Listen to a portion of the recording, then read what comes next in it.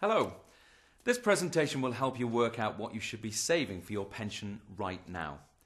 You may think that saving for your retirement is expensive, but provided you have reasonable expectations and a proper plan, it doesn't need to be.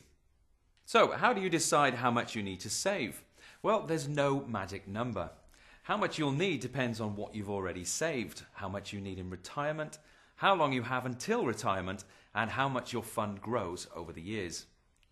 Planning for your retirement is a bit like using a car sat-nav. First, you need to switch it on so that you know where you are. By providing up-to-date values for any other pensions you have, you will get a more accurate route. The next step is to choose your destination. In other words, what would you like as an income when you retire?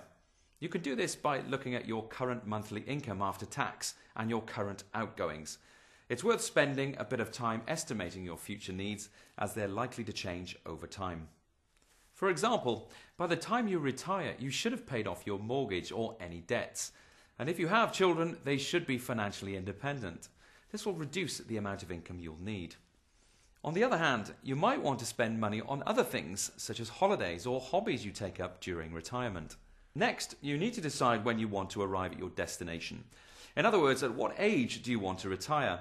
The earlier this is, the faster you'll need to travel and the more you'll need to contribute. You need to consider when you'll receive your state and other pensions. And if you intend to retire sooner than that, you may need to pay more into your fund to reach your target retirement income.